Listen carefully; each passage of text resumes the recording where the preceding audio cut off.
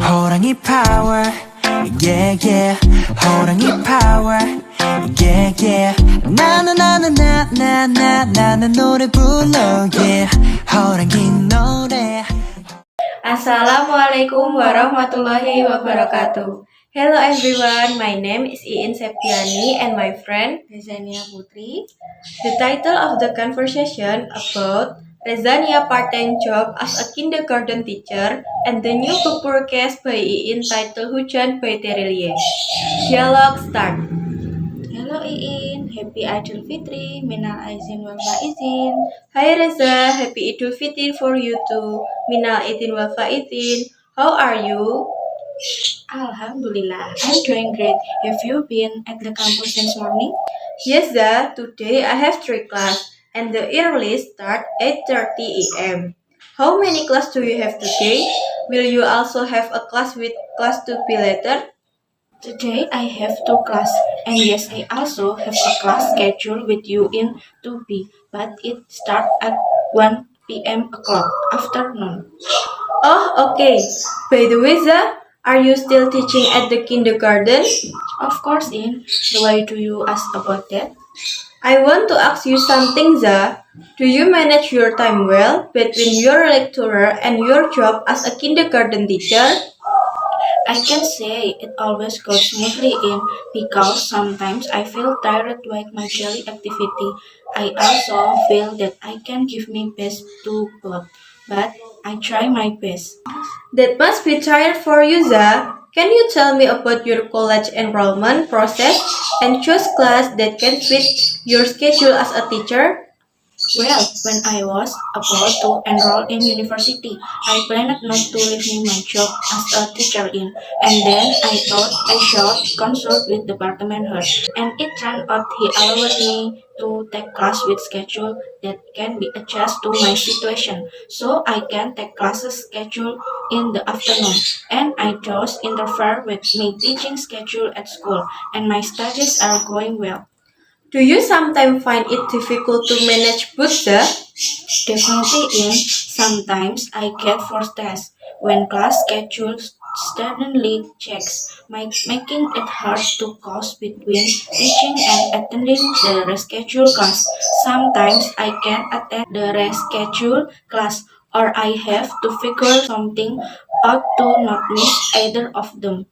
I feel the headache from that too, Zah. Then, when you teach in the morning and have class in the afternoon, when do you do your assignment? I do my assessment based on my mood in.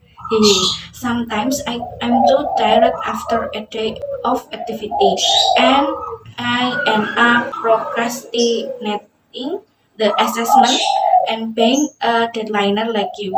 Yeah, you're right, Zah. I'm a deadliner. Do you have tasks in your job as a teacher too? Of course, I have tasks as teacher, like preparing teaching material for the next day, and sometimes I have additional tasks. What kind of additional tasks, Zah? Like the recently launched up by the application by the Minister of Education, Culture, Research and Technology. It is called Merdeka Belajar, with context survey for teacher and parents about education in Indonesia. It's quite complicated and sometimes give me a headache trying to understand it well. How do you socialize and maintain communication with other teachers at your school, Zah? At the school where I work, I am the youngest among the other teachers, so sometimes I'm treated like their child or younger sibling. So far, I feel comfortable working there and communicating well with the other teacher. What do you do when there are conflicting schedules between teaching and attending lectures, Zah? Well, that is still a problem for me in and haven't found a solution yet. That sounds too even for me too. But do you have any pleasant experience or feeling when you teach, Zah? Of course, I have it when I can provide engaging lessons and the studying students enjoy doing the text I give them. That's a little happiness for me, seeing them happy. Wow, I'm really amazed by the activities you do, Zah.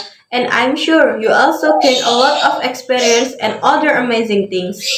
To be honest, it's not one thing. You're also great. I sometimes admire when you're in class and can answer questions posed by other students. You answer them correctly and in a way that's easy to understand for everyone. Sometimes I wish I could do that too.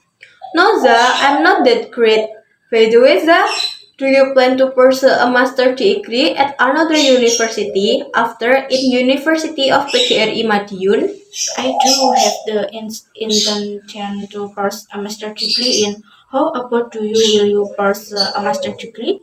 I'm not sure yet, Za. Maybe I want to become a teacher first, then think about other things later. Hehe. That's okay. Let's do our best for now. Oh, by the way, did you buy a book at Gramedia before Idul Fitri? Oh, you still remember that, Za? Yes, I went to Gramedia. I went there 5 days before Idul Fitri, and I bought a book accompanied by my sister. What book did you buy? I bought a fiction book, and the title is Hujan.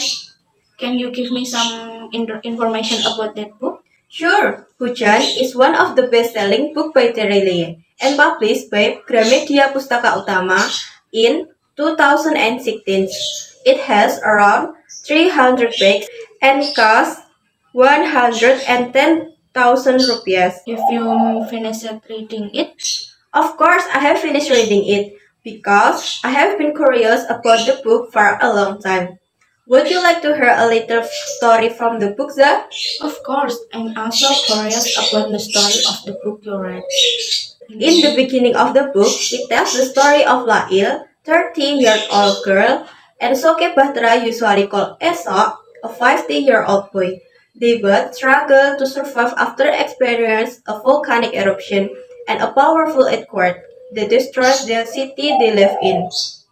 Even Lail lost her parents, but Esok was a little bit lucky because his mother survived although she can't walk anymore.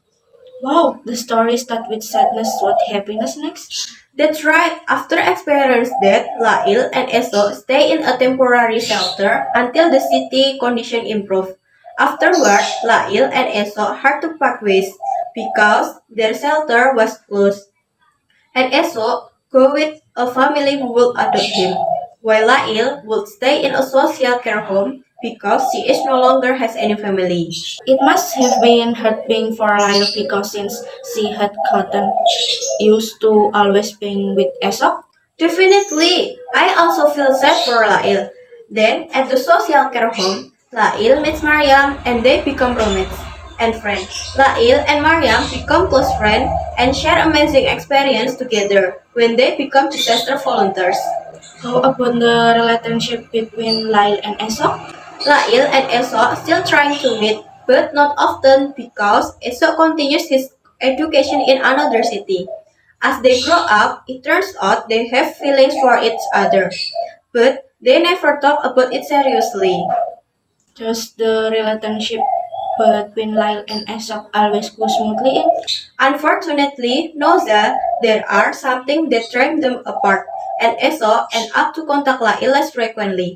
Then Lail hears some sad news about Eso, and something that makes her want to forget him by erasing her memory. That's really sad. Does Lyle really erase her memory of Aesop? Are you curious about that, Za? Yes, Ian, I'm really curious about the decisions Lyle will make. I won't tell you that part, Za. You can find out by reading it yourself. Yeah, you're making me frustrated and even more curious in. Alright, can I borrow your book then? I really want to know the ending of the story.